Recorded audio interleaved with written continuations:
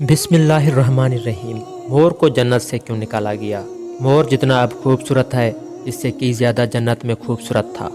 मोर की खूबसूरती पे सभी परंदे फिदा थे, लेकिन इन सब खूबियों के बावजूद मोर से ऐसी कौन सी खता हो गई जिससे अल्लाह तबारक व तआला ने मोर को जन्नत से निकाल दिया। अल्लाह तबारक व तआला ने जब हज़रत आदम अलैहिस्सलाम और माँ हवा को पैदा फरमाया, इसके बाद इनको जन्नत में भेज दिया। वो दोनों जन्नत में बहुत ही पुरसुकून रहते थे, बहुत ही लजीज मेवा फल खाया करते थे। लेकिन एक अनाज जिसको खाने से अल्लाह पाक ने इन्हें मना फरमाया, और वो अनाज गंदम था कि शैतान हज़रत आदम अलैहिस्सलाम की वजह से ही जन्नत से निकाला जा चुका था।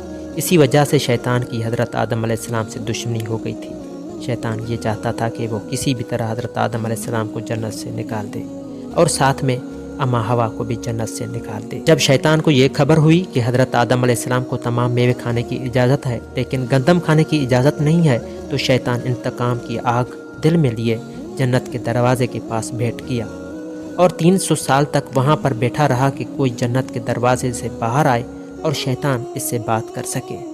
एक दिन अचानक से मोर जन्नत से बाहर आ गया। शैतान उसको देखते ही बहुत खुश हो गया। शैतान ने पूछा, ए खूबसूरत परिंदे, तुम कौन हो?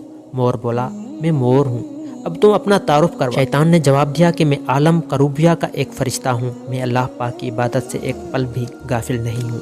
मैं चाहता हूँ कि मैं जन्नत में जाऊँ, वहाँ की नेमतों का अपनी आंखों से मुशाहदा करूँ। शैतान मोर से कहने लगा कि तुम मुझे जन्नत के अंदर ले जाओ, मैं तुम्हें 3 ऐसी बातें बताऊँगा जिससे तुम्हें अब्दी ज़िंदगी हासिल हो जाएगी। तुम्हें बुढ़ापा और बीमारी नहीं आएगी, तुम हमेशा जन्नत में ही रहोगे।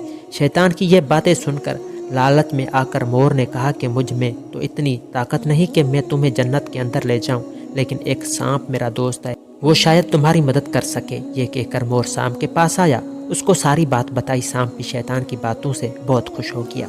फिर शैतान को अपने मुंह में छुपा के जन्नत में दाखिल हो गया और यूं शैतान अपनी चाल में कामयाब हो गया।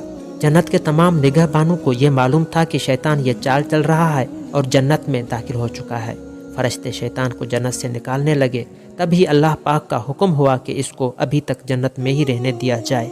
वो फरिश्ते अल्लाह तबारक व तआला के हुक्म से रुक गए। शायद हज़रत आदम अलैहिस्सलाम का इम्तहान था। शैतान हज़रत आदम अलैहिस्सलाम के पास और अम्मा हवा के पास जाकर अपनी मोहब्बत का इजहार करने लगा। वो दोनों ही शैतान को पहचान ना सके, क्योंकि माजी के मुकाबले में शैतान की शक्ल तब्दील हो चुकी थी। शैतान कहने लगा कि मैं चाहता हूँ कि आप दोनों हमेशा जन्नत में इसी तरह ज़िंदगी गुजारें, हमेशा खुश रहें। हज़रत आदम अलैहिस्सलाम की बात बहुत गौर से सुनने लगे। शैतान ने कहा, अगर आप मेरी बात मान जाएं तो आपको जन्नत की और भी तमाम सहूलतें मिलेंगी। हज़रत आदम अलैहिस्सलाम शैतान के बहकावे में आकर कहने लगे कि ये किस तरह मुमकिन है। शैतान कहने लगा, एक गंदम का दाना अगर आप दोनों चख लें तो आपको अब्दी हया हासिल हो जाएगी और आप जन्नत में ही रहेंगे। ये बात सुनकर हज़रत आदम अलैहिस्सलाम के दिल में रुझान पैदा हुआ, लेकिन इनके दिल में अल्लाह की नाफरमानी का खौफ गालिब आ गया। जबकि अम्मा हवा शैतान की बातों में आ गई, जिस पर अम्मा हवा ने हज़रत आदम अलैहिस्सलाम को राज़ी कर लिया। फिर इसके बाद इन दोनों ने इस गंदम के दाने को चख लिया। जैसे ही गंदम का दाना इनके अंदर गया तो दोनों के 70 वाजिया हो गए, जिसके बाद दोनों अपने अपने 70 छुपाने लगे और खौफे खुदा से कांपने लगे।